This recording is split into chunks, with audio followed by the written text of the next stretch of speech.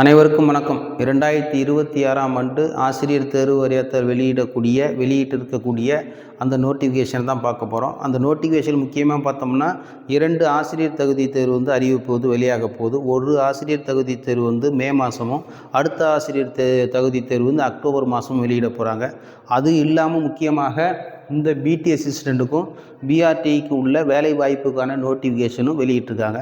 இதில் முக்கியமாக month of notification எந்த மாதம்னா மார்ச் மாதம் எக்ஸாமினேஷன் ஜூலை மாதம். அப்போ இதுதான் முக்கியமாக வேலை வாய்ப்பில் அமர்த்தக்கூடிய தேர்வுக்கான நோட்டிஃபிகேஷன். இதில் முக்கியமான இதற்குரிய எஜுகேஷனல் குவாலிஃபிகேஷன் என்னென்னு சொல்லி பார்க்க போகிறோம். எஜுகேஷனல் குவாலிஃபிகேஷன் என்னென்னு சொல்லி பார்த்தோம்னா கிராஜுவேஷன் பட்டப்படிப்பு, அது கூட 2 வருஷம் என்ன பண்ணும் இவங்க டிப்ளமோ இன் எலிமெண்ட்ரி எஜுகேஷன் 1. ரெண்டாவது பார்த்தோம்னா கிராஜுவேஷன், அது கூட பிஎட் படிச்சிருக்கணும். அதாவது பட்டப்படிப்பு, அது கூட ஒரு என்ன பண்ணுவாங்க அந்த பேச்சுலர் இன் எஜுகேஷன் பிஎட் படிச்சிருந்தால் அவங்க எலிஜிபிள். மூணாவது பார்த்தோம்னா ஹையர் செகண்டரி, அதாவது மேல்நிலை கல்வி, அது கூட 4 வருஷம் பிஎஸ்சி பிஎட் பிஎட், அதாவது இன்டகிரேட்டட் பிஎட். இதில் ஏதாவது ஒன்று படிச்சிருந்தாலே அவங்க அந்த பிஆர்டி பிடி அசிஸ்டன்ட் இந்த தேர்வு எழுத தகுதியானவங்களாக ஆகுறாங்க. அதுக்கடுத்து இது மினிமம் எலிஜிபிலிட்டி மார்க்ஸ் எவ்வளோன்னு சொல்லி பார்க்க போகிறோம். மினிமம் எலிஜிபிலிட்டி மார்க்ஸ் எவ்வளோன்னா தமிழ் எலிஜிபிலிட்டி டெஸ்ட்டு இப்போ எல்லா ஆசிரியர் தேர்வு வாரியத்தில் நடத்தக்கூடிய தேர்வுகளுக்கும் தமிழ் எலிஜிபிலிட்டி டெஸ்ட் கட்டாயமாக்கிட்டாங்க. தமிழ் எலிஜிபிலிட்டி டெஸ்ட்டில் மொத்தம் 30 கொஸ்டின் இருக்கும். அந்த 30 கொஸ்டினில் மொத்த மார்க் 50 மதிப்பெண்கள் கொடுக்குறாங்க.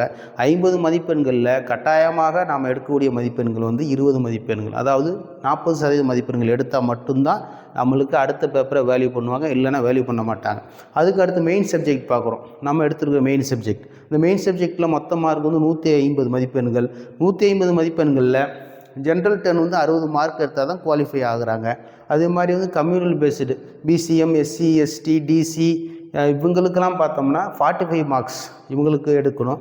அதாவது ஜென்ரல் டர்னுக்கு 40% மதிப்பெண்களும், கம்யூனல் பேஸ்டுக்கு 30% மதிப்பெண்கள் எடுத்தால் தான் இவங்க இந்த தேர்வுக்கு குவாலிஃபை ஆகுறாங்க. எத்தனை வயசு வரை இந்த தேர்வு எழுதலாம் அப்படின்னு சொல்லி பார்க்க போகிறோம். அதாவது ஏஜ் லிமிட் ஜென்ரல் டர்னுக்கு 53 வருஷமும், அதுக்கப்புறம் SC ST MBC DC BCM DC DW இவங்களுக்கெல்லாம் 58 வயதுக்கு வரை உள்ளவங்க இந்த தேர்வு எழுதலாம். ஆக மொத்தம் ரிட்டையர்மெண்ட்டுக்கு ஒரு முன்கூட்டியே 2 வருஷம்.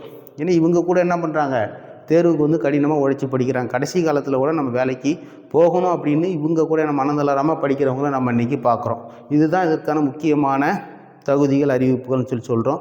அதுக்கப்புறம் முக்கியமாக பார்த்தோம்னா இவங்க எல்லாமே டெட்டு பேப்பர் 2 பாஸ் பண்ணியிருக்கணும். இதுதான் முக்கியமான ஒரு தகுதி. இதை பாஸ் பண்ணவங்க மட்டும்தான் இந்த எக்ஸாம் எழுத முடியும்.